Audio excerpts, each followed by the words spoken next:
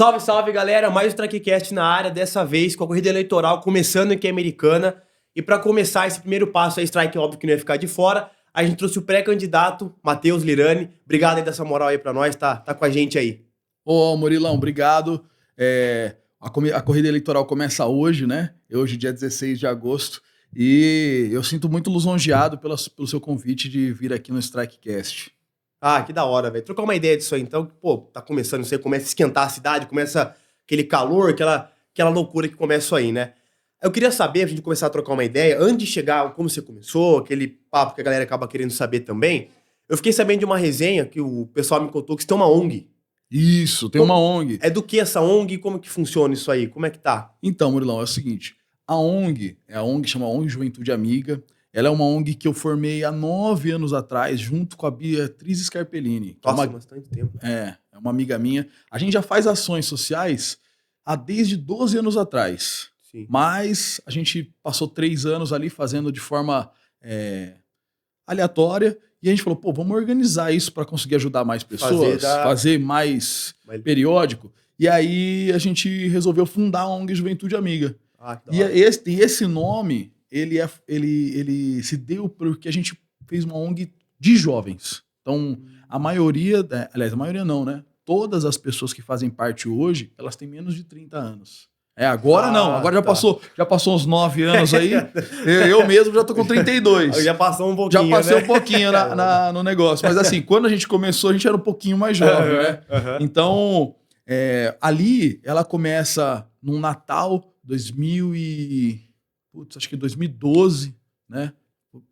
Mais ou menos, 2012, a gente fez um Natal solidário.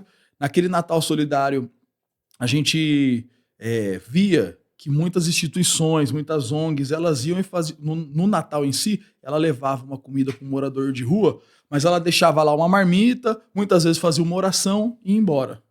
E aí eu falei assim, poxa, a gente podia fazer de uma forma diferente. Eu quero dar dignidade para essas pessoas. Então, a gente falou, não, nós vamos montar uma ceia de Natal para esse pessoal. A gente montou ali, ali no centro de Americana, mesas, colocamos um banquete, colocamos cadeira, mesa, tudo mais. Para quê? Para eles comerem, mas sentado, com talher, com faca, com prato, que da hora. entendeu? Que legal. E aí, para além disso, eu acho que independente de qualquer que seja a situação da pessoa, ela também merece ter festa. Então eu falei, poxa, com certeza, já que nós vamos ali criar uma ceia, esse ambiente de ceia para elas, por que também não dar o resto, né? A diversão.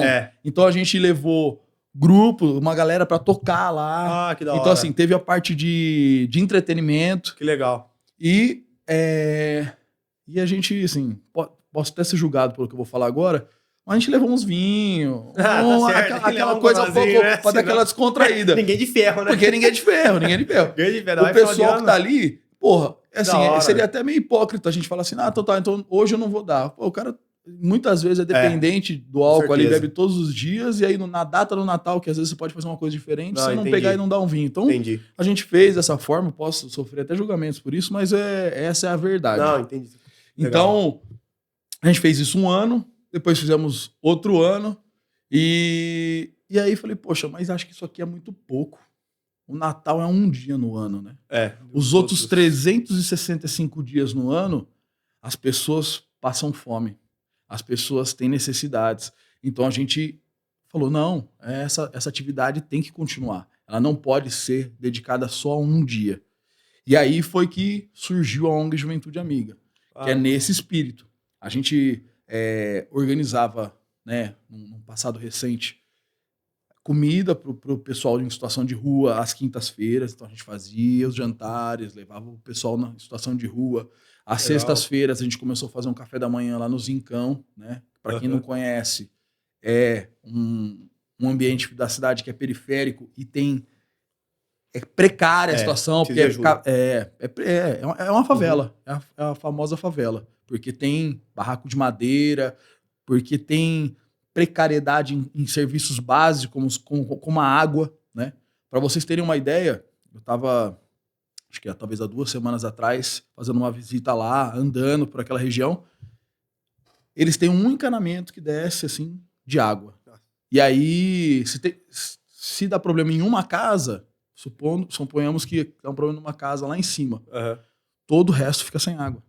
Ah, tá. Sofre com isso aí. Sofre com isso. Caramba. Então, assim, Precariedade total. É precariedade total. Vendo isso, a gente falou, poxa, precisamos fazer mais Calma. por essas pessoas. Então a gente fazia um café da manhã toda sexta-feira, para uma média de 80 a 100 crianças. E o trabalho principal da ONG Juventude Amiga é pegar aquela família que está em situação de vulnerabilidade, levar uma cesta básica para ela naquele momento crucial ali de fome, né? Porque a fome não espera. A fome é hoje, a fome não é amanhã. Levar uma cesta básica para aquelas famílias, mas aí não pode ficar só na cesta básica. A gente tem que fazer com que aquela família saia da situação de vulnerabilidade. Claro. Então, construir o currículo dessas famílias, mandar para 8 agências de emprego que a gente tem parceria. Ah, que da hora. Por quê? Legal. Porque assim a gente consegue fazer com que aquela família saia dessa situação. Sim. Então, assim, e aí fora isso, nas datas comemorativas a gente faz eventos nos territórios. Então, no Parque da Liberdade, na Matiense, Jardim dos Lírios, na Praia Azul. Então, a gente vai nesses ambientes que, principalmente, tem crianças que muitas vezes recebem aquele único presente, aquele único ovo de Páscoa, para levar uma alegria a mais para essa galera aí. Pô, que da hora. Pô, iniciativa legal, velho. E assim, aí a ONG foi nesse intuito. Sim. E ela foi também criada pelo seguinte, quando eu comecei na política com 15 anos de idade, lá no Grêmio Estudantil da escola. Ah, já começou lá, já começou nessa época. Já era pulsado. Só que, o que eu entendo? A política, muitas vezes, cara, não sei se você vai concordar comigo, ela demora, ela é burocrática. Claro, ela os processos que existem da política, eles são burocráticos. Então, para a gente conseguir ajudar as pessoas hoje, essa ONG veio com esse braço. Com essa ação mais imediata. Essa ação mais imediata. Exatamente isso. Agora. Porque, assim, a política, eu acredito, né, que a política, ela é a que faz a transformação na sociedade. Porém, o cara que está passando fome hoje, ele precisa comer hoje. Ele não precisa comer a hora que a política pública chega até ele. Sim, que acaba demorando. Vezes. Demora. Claro. Então, foi muito nesse intuito. Pô, que legal. Foi muito nesse intuito de ajudar a galera de forma mais rápida ali. De forma mais rápida. Mas eu acho assim, isso é papel do Estado. Ah, sim. Mas você faz? Faço, porque ainda existe uma ineficiência do Estado. Mas a minha luta é que para que um dia ONGs não existam mais. Por quê? Que o Estado supra isso aí. Que o Estado supra essa necessidade. Então, assim, isso é até meio polêmico você falar, né? Porque você fala assim, pô, eu torço para que um dia não exista mais ONGs. Pô, mas você tá falando isso? Tô. Por quê? Porque eu quero que o Estado supra essa necessidade. Então, essa é uma concepção minha, né? Com relação à política. Mas eu acho que nessa linha aí da ONG aí. Que um pouco da hora. Então fica a dica aí também, tá aberta doações à ONG também, para quem quiser participar, quem quiser colaborar. Com certeza. Também, pô, legal. Eu agora na ONG, por estar no pleito eleitoral que começou hoje, né? Eu tô afastado. Eu tive que me afastar. Já tem um tempo que eu me afastei, porque senão dá incompatibilidade. Não, né? Claro. A gente ajudar, às vezes, uma família e isso pode acarretar problemas jurídicos. Então, a gente se afastou, mas o trabalho continua. Pô, que da hora. E foi nisso aí, quando você começou todo esse trabalho com a ONG, né? Você falou já começou na política ali aos 15 anos na escola, mas a ONG foi, vamos dizer assim, o gatilho para você querer realmente ser político? Querer ter o cargo de político ali? Quero ser vereador. Foi isso aí ou não? Como é que surgiu a vontade de você entrar na política e querer ser vereador? Como é que foi isso aí? Cara, assim, ó. Se a gente pegar, eu comecei na política com 15 anos de idade. Mas, pô, Matheus era um Grêmio estudantil. Mas é político. É um órgão político. Eu tinha 15 anos de idade, tinha diversos problemas na escola e tinha um pessoal que discutia muito política, muito forte, né? Que é inclusive um amigo meu, Gustavo. E aí eu falava, cara, esse cara não tá com nada, política não tem nada a ver. Isso aí é uma porcaria. Por quê? Porque Infelizmente, é o senso comum, né? De achar que política não é uma coisa boa. Porque, inclusive, é o que a má política quer implantar na cabeça das pessoas. Então, para afastar, porque eu sou uma pessoa boa, eu não quero estar do lado de algo que eu considero ruim. Então, isso não é feito de maneira aleatória. É sistemático. É sistemático você ver todo dia na mídia ali falando política é ruim, política é ruim, política é ruim. Por quê? Porque eu, uma pessoa boa, eu não quero ficar do lado de uma coisa ruim. Então, na minha cabeça, a forma como a política é divulgada é sistemática. Dessa forma. É sistemático para afastar as pessoas boas da política. E aí, eu tô voltando lá pro Grêmio Estudantil, eu tô lá no Grêmio Estudantil, falei, pô, eu vou disputar essa chapa do Grêmio. Por quê? Porque eu não queria que a galera da política ganhasse. Sim. Falei, não, eu vou fazer com que essa galera não ganhe. Esses caras chatos pra caralho. Aí você lembra aquele programa que tinha o Pânico na Band? Lembro. Tinha a galera, tinha o Zina, aquele Churupita. Eu peguei e falei, viu, eu vou montar uma chapa que chama Churupita, só pra tirar sarro. E aí, eu peguei, fiz essa chapa Churupita, ganhamos, aí eu falei, velho, e agora? E aí, pra mim, era jogar interclasse, fazer a farra na escola e tal. E aí eu me deparei com os problemas reais da escola. Com a responsabilidade. Com a responsabilidade de ser representante dos estudantes. E a hora que eu comecei a entender isso, eu falei, poxa, então eu preciso fazer alguma coisa. Preciso fazer uma coisa, porque eu tô aqui e eu tenho uma responsabilidade sobre isso aqui. E aí, na época, eu não vou lembrar agora qual era o governador do estado de São Paulo, ele implementou uma política que era a política da categoria O. Muitas pessoas não sabem o que é. Mas em 2008, né?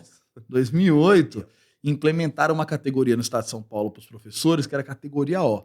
Essa categoria O, o professor ele trabalhava um ano e no outro ano ele não trabalhava. Porque eles não queriam criar vínculo empregatício com o professor. Nossa. Caramba. E aí, como é que faz? O professor come um ano, no outro ano ele não come? Não tem como. Não tem lógica. É impossível. Então, eu vendo isso aí, falei, cara, eu vou me solidarizar com os professores aqui. Então, fomos lá, entendi a demanda, escutei e falei, cara, o que eu posso fazer? Não sei. E aí eu falei, poxa, mas eu sou representante dos estudantes aqui da escola. O que eu vou fazer com relação a isso? Peguei um megafone, falei com os caras ali que eram da política, peguei um megafone, subi no pátio da escola, falei, gente, nós não vamos entrar na sala de aula porque a gente tem que defender os professores, porque está acontecendo isso, e expliquei realmente, não era só baderna, expliquei, falei, está acontecendo isso. Lógico, bando de estudante, 15 anos de idade, 14, 13, a gente sabe que muita gente foi por causa do barulho, mas o importante foi o resultado final. O resultado final foi, a escola parou. E o MAGE, que era a escola que eu estudava, era conhecido como a escola fura-greve. Nenhum professor participava da greve. E aí, tinha 2 professores de greve. No outro dia, todos os professores entraram de greve. E aí não teve aula. E aí a gente parou à frente da escola, fomos embora, fizemos um ato e tal. Caramba! E aí, inclusive, nessa época, a polícia veio assim conversar comigo. Falou, viu, você tá parando a escola aí e tal. Eu falei, viu, tô parando a escola. Por causa disso. O cara falou, pô, você tá sabendo os seus direitos, né? Na hora que a polícia chegou, eu já cheguei... Já peguei o ECA, Estatuto da Criança e do Adolescente. Eu tinha 15 anos, já tinha lido o Estatuto da Criança e do Adolescente, já sabia dos meus direitos. E aí, ali nasceu esse desejo. Esse desejo de defesa do interesse público, do bem comum. Você percebeu que era sua. Comecei a participar e fui para o Sindicato dos Professores nessa época. Participei, né, de algumas reuniões. Eles falaram, pô, esse cara aqui é o que parou a escola. Paramos todas as escolas de Americana na época, ia para frente da escola, explicava para os estudantes, a galera ia embora, e aderia e tal. E aí foi indo. Quando eu cheguei, inclusive, no Sindicato dos Professores, eu virei uma celebridade, porque todo mundo veio falar, vem cá, esse aqui é o Matheus Lirani, o cara que parou as escolas lá e tal. Aí a gente, nisso eu virei representante virei vice-presidente da União Municipal de Estudantes Secundaristas de Americana, um nome grande, né? É. Mas assim, ó, só para entender, é a entidade que representa todos os estudantes de Americana. Caramba. Nessa época, inclusive, para quem não sabe, a gente entrou com um processo contra a Festa do Peão e garantimos a minha entrada. Então hoje, só tem minha entrada na Festa do Peão porque lá atrás a gente entrou com um processo contra a Festa do Peão. Nossa. É. Eu não sabia disso aí, não. É verdade. Isso aí tá lá na minha história. Que legal. Engraçado, né? Não, essa parte melhor não. Quieto, né? A parte deixa quieto. Vender a porta quieto. Não, depois que eu tomar um processo depois. Enfim, foi dessa maneira. E a gente já começou a participar desde aquela época. Eu não tinha a intenção de ser candidato. Eu sempre gostei, sempre trabalhei pelo bem comum. Depois, com 16 anos de idade, eu fui o primeiro conselheiro municipal de educação, com menos de 18 anos, na história de Americana. Então eu tava lá, 16 anos, vamos dizer assim, um bunda suja, né? Porque, não sabe? Mas estava ali para discutir política pública de educação. Com diretores de escolas, com pessoas que entendiam política pública. E eu tava ali, para ser o representante dos estudantes. E acho que deve ter sido o único de Americanas se bobear. Imagino que sim. E principalmente com menos de 18 anos. E aí fui indo. Aí participei aí fui diretor da União Estadual dos Estudantes, trabalhei na assessoria de um vereador, que é aí onde eu aprendi tudo, como funciona a Câmara Municipal, que eu acho que é muito importante, porque hoje a gente vê que o cara que quer ser candidato a vereador, ele não sabe exatamente nada sobre a função do vereador. Isso é uma questão que pega muito. O que o vereador faz, o que pode, o que não pode. Muitas vezes na campanha ele fala e promete mais do que muitas vezes ele pode cumprir legalmente, né? E aí, muitas vezes, quando você pergunta pro cara assim, o que o vereador faz? Ele responde genérico. Legislar e fiscalizar. Sim. Tá bom, ótimo, pelo menos sabe isso. Mas com quais dispositivos e instrumentos você vai fiscalizar e legislar? Entendeu? Assim, não estou chamando ninguém de burro nem de nada, mas assim, as pessoas comuns que não participam intrinsecamente da política, elas não são obrigadas a saber. Acho que poderia ter uma matéria na escola que ensinasse esse tipo de coisa, mas elas não são obrigadas a saber. Agora, a pessoa que se dispõe a estar num cargo público, a representar as pessoas, a cidade, ela precisa saber isso. Então, você pergunta assim pro cara, você quer ser candidato a vereador? Quero, não, tal. Muitas vezes ele vai porque ele é conhecido. Sim. Eu sou conhecido porque eu faço isso, faço aquilo, faço aquele outro. Tá bom. Mas então fala pra mim qual que é a diferença de uma indicação, de uma moção e de um requerimento. Fala pra mim o que é a lei orgânica do município.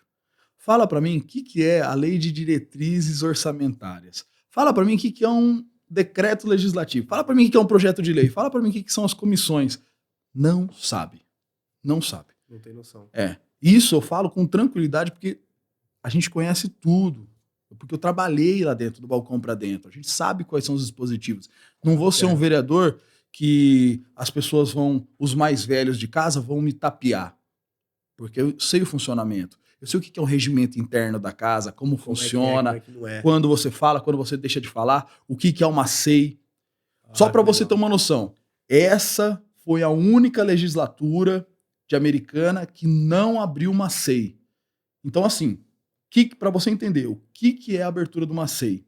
A SEI é quando você abre a Comissão Especial de Inquérito. Ela é aberta para investigar algum problema da cidade e fazer algum apontamento. Nessa legislatura, nos últimos 4 anos, não foi aberta nenhuma. Foi a única na história de Americana. E assim, eu fico indignado com esse tipo de coisa. Porque... Então quer dizer que a Americana não teve problema nesses últimos tempos. É isso que eu ia falar, então não teve nada. Recentemente, recentemente teve a questão da Suzano, em Americana, que tá lá poluindo a cidade e tudo mais. Ela recolhe todos os impostos para Limeira e entrega a poluição para Americana. nenhuma SEI foi aberta para ser discutido isso. Pra saber isso aí. Para saber isso aí. De quem é a responsabilidade, para onde vai, construir relatórios para ser encaminhado para o Ministério Público. Nada. Não foi feito nada. E aí, fizeram audiência pública. Eu fui na audiência pública. Uhum. Inclusive, fiz essa sugestão de ser aberta uma SEI na audiência pública. E essa função de abrir a SEI é do vereador. É do vereador. O vereador, Isso. ele pode fazer isso aí. E sabe igual tem no Congresso Nacional, que é uma CPI? Sim. No município chama SEI. Chama SEI. Só muda Certo. a nomenclatura. Certo. Mas a base é essa. E aí, não foi aberto nenhuma. E assim, de verdade, toda cidade ela tem problemas e que daria para ser pensado em SEIs para investigar, para apontar soluções, para mostrar coisas, e nada foi feito. Assim, teve vários vereadores, né, que se dizem de oposição na cidade, estamos fiscalizando, estamos lá. Eu não vi representação no Ministério Público, eu não vi SEI, eu não vi nada. Só balela. Balela. Indicações, ficava gritando em tribuna, gritando em internet para criar polêmica. Mas existe uma diferença entre você gritar na internet apontando problema e você indicar soluções e você encaminhar para o Ministério Público para resolver. Então, assim, é muito fácil a pessoa simplesmente ficar fazendo polêmica na internet, blá, blá, blá, e apontamentos. Encaminha, resolve o problema. Então, eu vejo que... E aí, assim, eu até dei uma fugidinha aqui, mas assim, só para contextualizar um pouco. E aí participei dentro da Câmara, fui assessor, entendi qual que é a dinâmica da Câmara, fui trabalhar na Prefeitura, trabalhei dentro da Secretaria de Obras, depois trabalhei no governo. Quando trabalhei na Secretaria de Obras, a gente criou um projeto lá de educação no trânsito, que a gente ia nas escolas fazer educação no trânsito. Então, assim, tem bastante coisa pra gente mostrar. Pô, que legal. Trabalhei dentro da Secretaria de Governo, criei um programa em Americana na época. Aliás, criei não, né? Vamos distribuir também os méritos. Os aí, méritos. Né? Em parceria com outras secretarias, nós criamos um programa chamado Tá Valendo Quanto, quando eu estava na Secretaria de Governo, que inclusive ganhou, se eu não estou enganado agora, em 8º melhor projeto de combate a suicídio e depressão no país, cara. Da hora. Nós ganhamos um prêmio.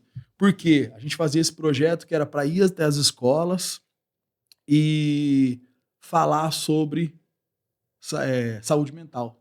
Ah, então, que legal. Poxa, sabe o que eu achei mais forte nisso tudo? Em todas as escolas, sem exceção, existiam, em todas as salas, inclusive, existiam alunos que tinham algum problema. Tinham depressão ou tinham ansiedade. Ah, tá, porque... Então, assim, em muitas delas existia pessoas que já estavam pensando em suicídio. Nossa. É interessante porque, assim, a forma como a gente abordou, ela é uma forma diferente do Setembro Amarelo. Isso que eu ia perguntar. Tem que ser uma forma, uma abordagem um pouco mais... Tem que ser... ela é uma abordagem onde você não fala sobre suicídio e depressão, mas você chega no assunto. Tá. Então, por que eu tô falando isso? Porque Setembro Amarelo é o setembro que é o mês que mais tem suicídio, você acredita? Já ouvi falar disso aí. Porque quando não você tenho dado, fala... Já ouvi falar, eu tenho dado, mas já ouvi falar. Quando você começa a falar, isso existe dados. Desperta o gatilho da pessoa. Dá um gatilho. Caramba. Então, o nosso projeto ele era muito diferente, porque a gente começava lá nas escolas assim, falando assim, olha, levava alguns bombons, uns brindes, chegava e falava assim, olha, quanto vale essa geladeira aqui? Aí eu tinha que sair correndo, chegar lá na frente, falar, ó, vale X. Aí vinha outro, vale tanto. Quem se aproximava mais do valor ganhava bombom. Aí começava. Essa televisão, esse não sei o quê, esse aqui. E aí chegava uma hora, e aí todos eles ficavam, quando eles começavam a ficar todos preparados para correr, a gente falava, quanto vale a sua vida? Aí tá. Já dava uma... Aí a gente tava prendendo a atenção de todos. Aí virava a chave da galera. Virava a chave. Ah, legal. Isso, assim, É que a gente tem muita coisa para falar de muita coisa que a gente já fez, né? Claro. Porque assim, o que eu vejo muitas vezes é a pessoa querer estar no cargo público sem ter feito nada. Sem ter feito nada, sem ter construído nada para a cidade, sem ter apresentado nada. Sentido que a cidade precisa de fato. É verdade. Assim, dialogar e fazer proposta é muito fácil. Mas o que é que você já contribuiu para a cidade? Então, assim, vai muito nessa linha. Enfim, e aí trabalhei na assessoria, trabalhei na prefeitura, falei, poxa, mas tá faltando alguma coisa. Eu tô aqui por trás. Falei, poxa, e agora? Qual que é o próximo passo? O que vem? Só que eu vou confessar uma coisa aqui publicamente. Eu tinha muito medo. De sair para candidato. Sair para candidato. Mas de se expor como candidato? De o pessoal pensar que tudo que você fez foi para ter conseguido o cargo ou não? Não, acho que essa questão nem me pegou. Foi o quê? Medo de rejeição. Eu acho que muitas vezes eu tive medo de sair a primeira vez e ter 50 votos, e ter 10 votos. Ficar lá embaixo. E aí eu peguei e falei, poxa, vou sair, mas tô com medo e tal. Falei, pô, e agora? E aí eu fui no amigo meu, Nagai, dentista. Cheguei lá, falei, Nagai, você já participou aí de política e tal. O que você acha que eu devo fazer, cara? Que eu tô com medo. Tá com medo, vai com medo mesmo. Se joga. No máximo vai virar uma história engraçada pra você contar pros seus netos. Naquela época que eu saí candidato e tal. E tive 5 votos, mas tive 5 votos. Tá bom. Na história, que vale a resenha depois. Ah, legal. E vida que segue. E aí eu falei, poxa, beleza. E aí eu pensava que existia só 2 formas no meio disso tudo. Perder ou ganhar. E aí eu descobri que tinha uma outra no meio do caminho. Aprender. Achei que ia vir com empate assim. Não. Onde que vai vir isso aprender. aí, né? Aprendeu, Não, mas eu aprendi. Eu usei essa coisa para aprender. Falei, poxa. Pegou uma experiência do caramba, imagina. A primeira sua deve ter sido uma baita canha. Eu já tinha participado de várias campanhas, acho que eu tô indo pra 10ª agora. Só que sempre por trás da galera, sempre por trás. Na linha de frente. Na linha de frente. Sendo candidato, foi minha primeira. É muito diferente. Muda bastante. Muito diferente. O desgaste emocional, físico, mental, tudo, né? É muito, muito maior. Mas eu vi quanto gratificante era. Que legal. E teve uma coisa que aconteceu nos últimos 4 dias da minha última eleição, que pra mim foi, assim, sensacional. Uma mulher me encontrou, lá no Pezão, inclusive, fazendo campanha. Tô lá, fazendo campanha. Porque eu sou da vida noturna, então eu tenho essa relação muito forte com a vida noturna da cidade. Então eu tô lá fazendo campanha, chega uma mulher em mim e fala assim, moço, tem um recado pra te dar. Eu falei, o que é? Ela falou, você não vai ganhar a eleição. Veio profetizar. Aí eu veio profetizar, eu falei, mas como que eu não vou ganhar a eleição? Eu tô trabalhando, eu tô fazendo. Ela falou, moço, eu não sei porque mas é pra eu falar isso pra você. Você não vai ganhar a eleição. Aí eu, não, Ela falou, é o seguinte, a mensagem tá pela metade. Se você continuar na próxima eleição, você vai ganhar. Aí eu falei, aí dei uma confortada, mas ao mesmo tempo eu falei, não, tal. Eu fui pra casa martelando.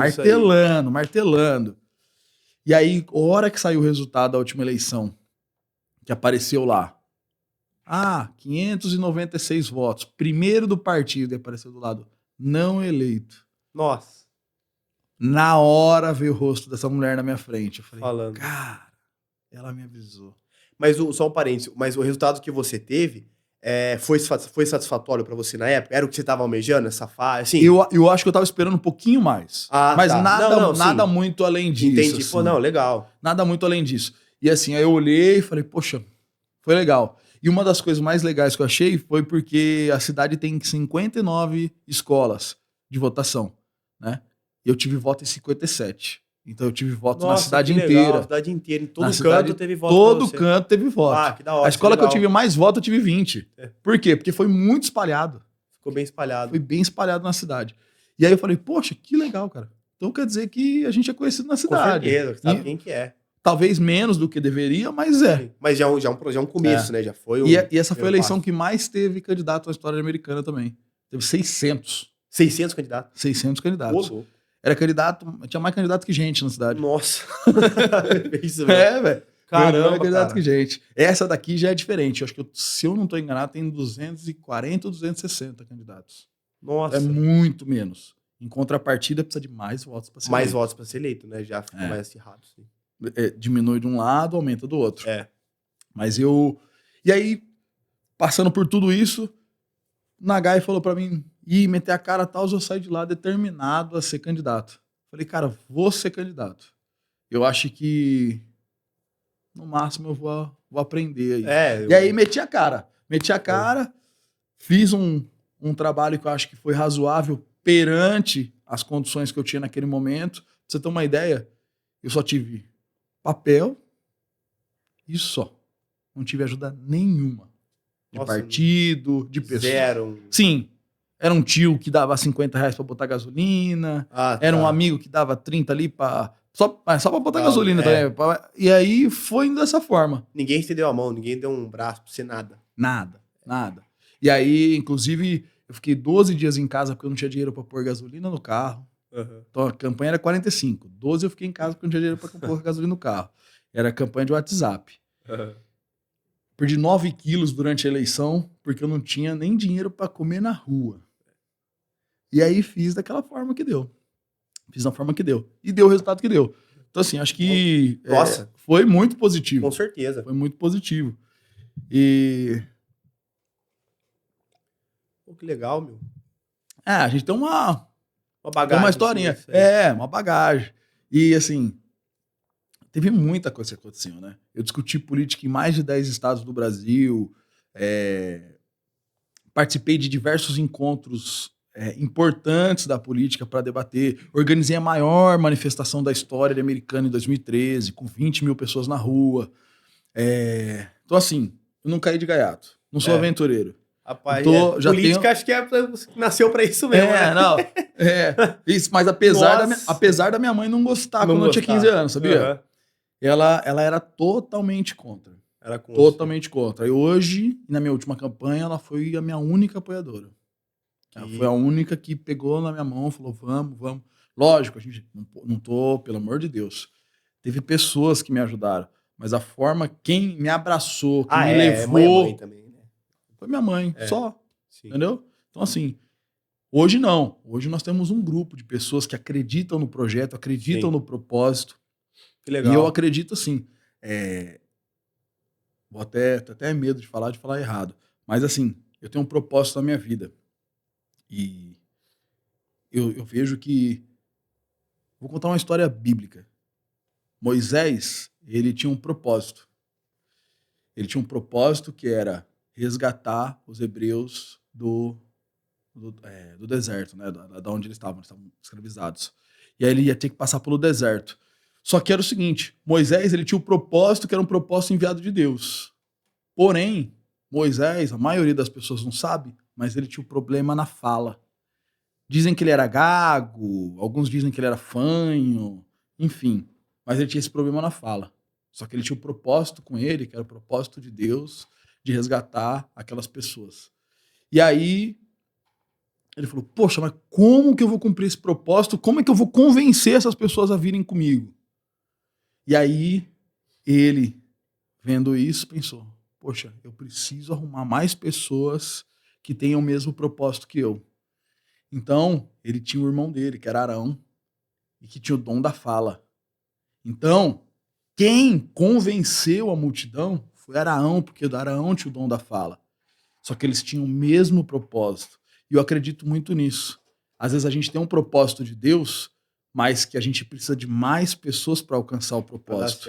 E eu, quando na minha primeira campanha, eu estava praticamente sozinho. Só você. Então hoje eu estou cercado de pessoas que acreditam no meu propósito, que entendem e sabem da necessidade que a gente precisa ter uma pessoa dentro da Câmara Municipal que represente esses anseios, que tem esse propósito com Deus, sim, que é e sempre foi de ajudar as pessoas. Fazer isso aí. Então eu tenho isso comigo. Então, e assim, sozinho, eu já entendi, a gente não consegue ir longe. A gente vai, mas a gente consegue, mas acompanhado a gente vai mais longe ainda. Pô, que da hora. Tipo, pegando esse gancho, Matheus, eu vejo que muito na sua campanha você fala no termo renovação. Você Sim. fala sobre isso aí. E a gestão de Americana é positiva, beleza. O que que você entende por ser uma renovação? O que que você... justamente assim, entende justamente o que que seria isso Legal. aí pra você? Falar, vamos renovar o quê? O que que seria isso aí? Cara, eu acho que é muito, muito, muito importante essa pergunta, inclusive. Porque assim, ó, a Câmara, ela já passou por uma renovação, inclusive, que ela mudou dos seus 19 vereadores, ela mudou 16. Porém, né, foi uma das piores câmaras da história de Americana, quando ela fez essa grande renovação. Então, assim, eu acho que por mais renovação que a gente pregue, essa renovação precisa ser uma renovação qualificada, de pessoas que tenham compromisso com o interesse Ah, tá. público e que entendam o trabalho que elas têm que desenvolver lá dentro. Não basta só colocar pessoas novas. Então, assim, hoje, o que eu falo, eu acredito muito no trabalho que o Chico e o Odir vêm fazendo pela cidade, têm feito muito pela cidade. Eu acredito que a cidade está no caminho certo e ela pode ainda melhorar ainda mais. E por isso eu estou me propondo a estar na Câmara para que eu consiga ajudar ainda mais a cidade a caminhar. Eu quero, a partir do momento se eu for eleito, e se Deus quiser e permitir, nós vamos ser eleitos, eu quero montar uma agenda política, eu quero sentar com o prefeito para falar, prefeito, isso aqui é importante para a cidade. E a gente conseguir caminhar juntos no sentido de levar mais ainda longe a Americana. Então, assim, a Americana precisa ser uma cidade ainda mais forte. Sim, Então, já essa pra... é Americana forte, Aham. Americana mais forte. E assim, e eu quero ser o seu vereador na Câmara Ah, Municipal. Ah. rapaz, sim. Ah, que legal, meu. Então, assim, então a gente pode colocar que essa renovação da Câmara que você teve nos últimos 4 anos, o que você enxergou que teve de progresso e não progresso? Talvez esse Legal. progresso você enxerga como essa renovação e esse não progresso, essa não qualificação, como você disse. É isso ou tem algum outro ponto que você acha Eu acho interessante? que é isso, eu acho que é nessa É linha isso que aí você está mesmo. falando. A gente pode ter uma renovação, mas ela precisa ser qualificada. Não basta só renovação. Só A renovar. renovação ela é boa. É, Ela dá novos positiva, ares, ela é claro. positiva, ela traz pessoas que, inclusive, não estão com velhos vícios da política antiga, Aham. mas não basta só isso. Ela precisa ser qualificada porque ela precisa saber para onde ela está indo, porque senão qualquer lugar serve. Se Sim. você não sabe para onde você vai, qualquer lugar que você vai serve. Então, assim, é o que eu enxergo. A gente fez uma renovação, mas uma renovação que não sabia para onde ia. Sim, Então, precisa ter um norte, precisa saber para onde ela vai. com certeza. Então, eu vou nessa linha porque eu sei, eu tenho certeza de onde eu quero chegar e o que eu quero fazer pelas pessoas. Pô, que da hora. E que isso se aplique também para os governos lá em cima, federal, Com estadual, certeza. pelo amor de Deus, Isso é né? muito interessante, porque é o seguinte: Tá é, subindo. a, ge- a maioria das políticas, e isso às vezes até me inclui nisso, que a gente pensa assim, ó, eu vou votar para presidente e vai resolver os Ah, problemas do não, mas ninguém sabe. país. Esse ponto Mas tem eu falo também. 60 mil vereadores no Brasil. É. E aí, quem será que tem mais peso político? 60 mil vereadores ou um presidente da Não, República? entendi. Será que é um Congresso com É. 513 deputados ou o presidente da República? É importante ter esse Ele dado. tem qualquer que seja o Lula, seja o Não, Bolsonaro, seja óbvio, qualquer um quem deles, for. eles têm um peso dentro do país, mas e os representantes Com do certeza. legislativo que você está Isso. elegendo? É o Isso que a serve para maioria mim. peca. É o que a É o que a maioria maioria peca. peca. Cara, não dá mais para pegar papel no chão para votar. Que é o que acontecia muito. E É. até hoje a lei está mais rigorosa quanto a isso. Já Mas tão ainda pegando. acontece. Ainda Ah. acontece. Mas a lei está mais rigorosa quanto a isso. Antigamente, o cara jogava um monte de papel no chão porque ele sabia que alguém ia pegar o primeiro papel do chão Pra votar. para votar. Porque as pessoas não tinham o hábito de tentar entender quem é quem e pensar em votar em pessoas que têm bandeiras, que têm pautas, que têm propostas. Defende alguma coisa, né? Que tem trabalho, Seja, sabe? Era muito... Ah, peguei aqui, deixa eu votar. Vou pegar esse papel aqui do chão, vou votar nesse É, cara vai que mesmo. mesmo e Você vai já cobrar era. quem, cara? Entendi. Entendeu? Então, eu acho assim que a principal arma do brasileiro, e aí até é estranho falar isso enquanto pessoa que está se candidatando, a principal arma do brasileiro não é o voto. na minha opinião. O quê? A principal arma do brasileiro é a consciência política. É você acompanhar a pessoa que você vota. Porque Mas isso é bem raro, né? Porque a pressão popular, ela faz a pessoa andar Não, total. em outro caminho. Mas isso é bem difícil, né, Matheus? A pessoa ter essa consciência, conseguir ter essa cobrança. É que assim, a vida hoje das pessoas é muito dinâmica. Com certeza. Mas eu tenho uma opinião que é o seguinte, troquei uma ideia assim com o pessoal, que a política no nosso país, na minha visão, tipo, é muito nova. Então a consciência política da galera, ela é recente também. Exato. Não tem como falar Nossa, que a pessoa tem um histórico disso aí. É novo, pô, eu tenho 25 anos, por exemplo. Como que eu vou ter uma baita consciência política? Por mais que eu possa ter, tem gente que tem, não tô falando isso, tô falando no geral. Sim, é uma coisa nova pra galera, né? Na minha visão, não, e a redemocratização do Brasil também é nova. É, uma coisa nova. A gente passou por uma ditadura militar que é recente. É recente, colocar. A nossa Constituição é de 88. Então, assim, se você parar pra analisar é tudo novo. É tudo novo. Você pegar igual democracias como a francesa lá, que é enorme, né, gigantesca, de muito tempo, de muito acúmulo de debate de política pública, é outro contexto. Se você, só um detalhe. No Brasil, a gente teve um aumento na questão da aposentadoria, teve uma reforma da aposentadoria e aumentou até 5 anos para as pessoas se aposentarem, mudou a forma de avaliação e tal. Eu não vi 5 pessoas sair pra rua. Não teve ninguém. Ninguém. Sabe o que aconteceu em Portugal, quando eles quiseram aumentar 2 anos? Deu pau. O país parou, irmão. O país parou. 2 anos. Aqui aumentou 5. E ficou. Então a transformação da política, ela não vem só através do voto. Lógico, a gente tem que votar consciente, tem que votar em pessoas que a gente acredita, mas se a gente não acompanhar... É impossível. É impossível. Não tem como. Impossível. Isso pra mim tá muito claro na minha cabeça. Porque assim, se a pessoa tá lá, mas Matheus, então quer dizer que se a gente não acompanhar, você vai fazer o que você quiser. Não. Mas não sou só eu que tô lá, né, poxa? Tem outras pessoas que estão lá, que representam as pessoas. Tem vereador, prefeito, deputado estadual, deputado federal, senador, presidente da república, governador. Então, tem muita gente aí. Exato. Tem muita gente. E aí fora os ministros, os secretários e tal. Se a gente não acompanha esse tipo de coisa assim, de forma mais de perto, né? Que inclusive a internet ajudou demais. A propagar essa. Ajudou demais, porque você consegue receber notícia, tanto notícia boa quanto notícia ruim. Então você consegue acompanhar. Mas ainda falta. Eu acho que ainda falta. As pessoas cada vez se interessarem mais. Eu não tô dizendo que precisa ficar igual eu, assim. Eu sou o tipo do cara que chega na minha casa, ao invés de assistir um futebol, eu boto um documentário, né? Pra assistir lá política, história disso, daquilo, aquele outro. Consciência, cultura, tal. Beleza. Não precisa ser isso. Mas, assim, minimamente acompanhar o que está sendo debatido e proposto. Vamos lá. A gente teve uma audiência pública americana. Não vou explicitar os nomes, mas tem 19 vereadores. 3 vereadores estavam lá para falar sobre a poluição da Suzano, que era um assunto de extrema importância para o município. Sim. Cadê os outros 16? Você acha que se tiver, inclusive, polêmica. Ô, Glória. A Suzano mandou um e-mail para toda a mídia americana oferecendo um contrato.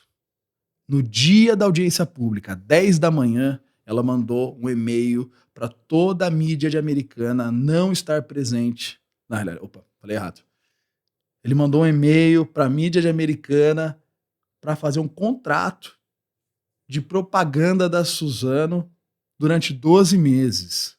E aí, misteriosamente, de todos os portais, sites e tudo, apareceu um. Né? Então, assim... Ué, e aí? Por quê? E aí? Entendeu? Então, assim, a gente precisa entender que, às vezes, a política está acontecendo. Sim. Está acontecendo. Se as pessoas seguissem lá, a Câmara Municipal ia ter visto que teve audiência pública. Claro, para saber sobre... Mas, muitas vezes, só para você dar uma noção, na minha opinião, tá? Eu posso estar falando uma besteira aqui, mas muita gente, quando você fala de corrupção no Brasil, qual caso você lembra? Você fala um caso específico que teve muita mídia, assim? Mensalão. Mensalão. O trenzalão, esquema na Petrobras, não sei o quê. A Operação Lava Jato. Ninguém, a Operação Lava Jato, ninguém fala do caso do Banestado, cara. Ninguém sabe o que é. Sabe por quê? Porque todo mundo ganhou. Ah, tá. Entendeu? Tem isso aí. Teve um caso lá na década de 90, bilionário, tá? Nós estamos falando de bilhões, não estamos falando de milhões, não estamos falando de centavos, não estamos falando de nada, não. Estamos falando de bilhões. Que eles compraram um banco avaliado em bilhões por R$1. Pode pesquisar aí, pode pesquisar aí. Eles compraram um banco avaliado em bilhões por R$1. Sabe o que aconteceu? Nada. Nada. Mas ninguém sabe. Nada. O relator, que já morreu, inclusive, posso falar dele, foi lá e arquivou e acabou. Não teve parecer, não teve nada. Mas eu acho, eu não sei, por exemplo, né? Eu acho que entra uma questão muito moral das pessoas também, no seguinte sentido, na minha visão. A gente pega o caso da Suzano. O bairro Cariobinha lá, às vezes com cheiro, um fedor. Caramba, eu moro lá próximo. Você mora lá próximo? Então, moro no Jardim Paulistano. Então, eu sei como funciona. Por isso que eu tô batendo bastante. Só que pra muitas pessoas o cheiro não chega, né? Quem mora longe, então tanto faz pra ela. Eu acho que isso é um problema também, né? Não chega pra ela, não é comigo, então, não deixa quieto isso aí. Mas eu acho que essa consciência falta mesmo. Isso aí eu acho que é um processo que já começa, talvez, em educação, uma base, alguma coisa. É um trabalho seu também, vereadores, em propagar isso aí. Sim, o problema da consciência política, de você tentar fazer isso no âmbito escolar, é a doutrinação, né? Então você pega ali alguém de direita, ele vai querer ensinar um pouco da doutrina de direita lá na educação infantil. Você pega alguém de esquerda, ele vai querer ensinar a doutrina de esquerda na educação infantil, e aí fica uma guerra. Então, assim, deveria existir um consenso para que fosse ensinado só uma política institucional, de forma institucional, sem puxar para um lado nem para o outro. Sabe como que isso vai... Sabe qual é essa tarefa? É muito difícil. Uma tarefa extremamente árdua. Então, assim, pode acontecer? Pode. Mas a hora que a gente começar a ir num caminho que não polarize tanto. Não polarize tanto. Porque hoje o cara fala, o fulano tal é Lula, o ciclano tal é Bolsonaro. E, cara, às vezes o cara não conversa. Não troca uma ideia. Não troca ideia. Eu já vi gente, caso de família, que um tira o outro do grupo por causa de política, porque um apoia o X e o outro apoia o Y. Cara, de verdade, isso aí eu falo nas ruas, assim, sem medo de pré-julgamentos. Eu não tenho um lado nem o outro. O meu lado é o Brasil, o meu lado é a americana. Entendeu? Realmente é uma coisa que funcione. Que funcione. Que dê resultado e funcione. Cara, assim, eu vou falar de 2 casos. Eu vi 20 deputados do PT votarem contra o Bolsonaro na questão da isenção de imposto de gasolina, simplesmente porque era uma pauta que o Bolsonaro tinha colocado. Sabe quem ia ser beneficiado? A população brasileira. Entendi. E eu também vi, muitas vezes, deputados bolsonaristas atacando lá quando teve a taxação da Shopee. Esse é um termo muito polêmico, inclusive. Sim. Porque ele pega diretamente a questão do contribuidor, do consumidor final. Né? A pessoa compra pela Shopee e aí ela não quer esse tipo de taxação. Exato. Porque ela fala assim, eu quero pagar mais barato. Só que, gente, a longo prazo, isso assim, tentar explicar de maneira bem... Resumida. Bem... enxuta. A longo prazo, isso massacra a indústria nacional e acaba futuramente tirando o seu emprego. Entendeu? Sim. Porque você destrói a indústria nacional, isso lá na frente vai fazer com que o seu emprego seja tirado. Porque competir com o mercado lá fora é impossível, né? Impossível. Então, assim, qual que é a minha visão? Só que aí a parte que eles não fazem. Essa aumento de taxação, ela não é para defender o produtor nacional, ela é simplesmente para arrecadar. Aí que acho que é cagada. Mas se ela fosse uma taxação onde você aumenta o imposto do que é importado e você dá condição, diminui o imposto do produtor brasileiro para que isso fique uma luta mais justa, aí ok. Aí sim. O problema é que hoje está sendo feito de outra forma. Então, acho que começou a política feita de uma forma, mas precisa terminar de outra. Claro. Precisa terminar com diminuição da taxação do imposto daqui, melhorar a condição desse cara produzir no Brasil. E aí Claro. sim nós vamos... É que o grande problema é que o imposto, como ele é alto, é pago e não tem retorno, né? Exato. Porque além de você pagar uma alta taxa de imposto, tem que pagar uma porrada de coisa por fora. Você tem que gastar com saúde, tem que gastar com escola. Tudo isso aí, o seu custo vai lá em cima. Você Exato. fazer alguma coisa É. mínima ali. Aí, em americano, eu queria saber assim, Matheus, como que você enxerga isso no sentido de... Eu vejo que o seu bordão, vamos dizer assim, né? O seu tipo de campanha é voltado pro lado do esporte. Legal. O que eu vi ali no seu Instagram e tal, que deu uma trocada de ideia, e via todos os lados que você teve em cima da educação, em cima do trânsito, vários projetos que você fez, pô, Sim. legal.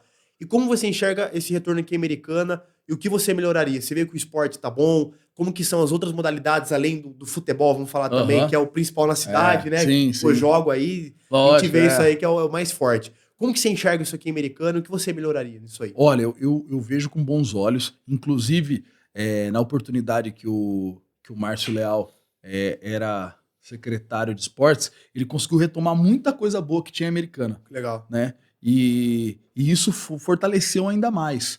Porém, eu acho que a gente precisa ainda melhorar alguma coisa. Aliás, é aquela coisa, né? É igual reforma em casa. Reforma uma coisa, tem outra que precisa arrumar. Mas assim, isso aí. É complicado.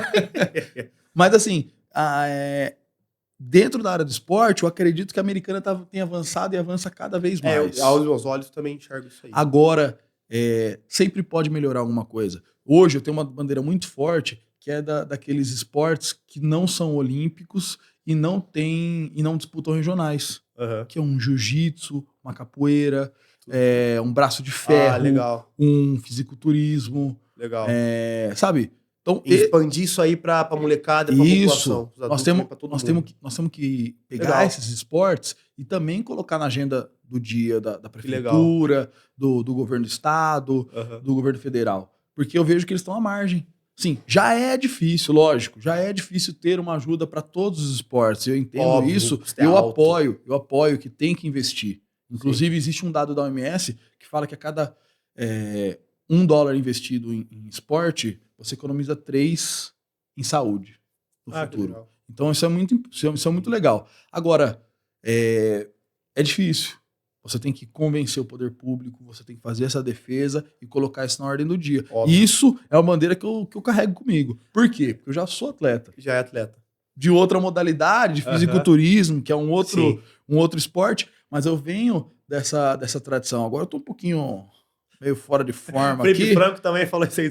Felipe Franco falou isso aí no canal dele lá. Um abraço, Felipe Franco. Meu parceiro, deputado estadual Felipe Franco lá e parceiraço nosso nessa luta pelo esporte. Hoje, um dos nomes do esporte, um dos nomes mais fortes do esporte nacional, porque faz essa defesa, né?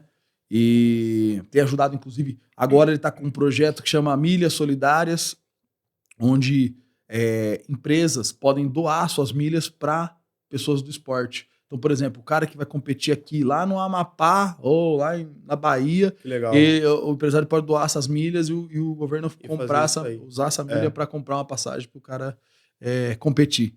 Então, assim, isso é muito interessante.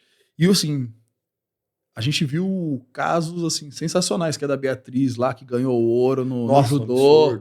Absurdo.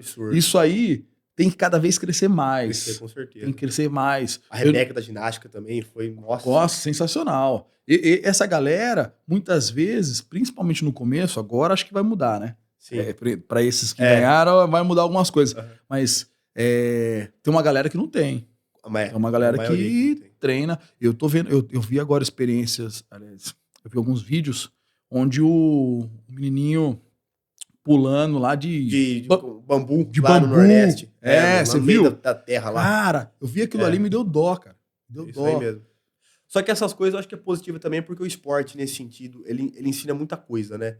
Então, assim, com certeza, se a pessoa não virar um olímpico, não virar um astro mundial, mas o esporte, é fantástico nesse sentido. A lei da semeadura, o que você planta, você colhe. Com certeza. Organização, planejamento, esforço, a própria meritocracia, o esporte ensina. Sim. Então são pontos bem... E eu vou falar para você que você tocou num assunto assim que para mim é muito importante.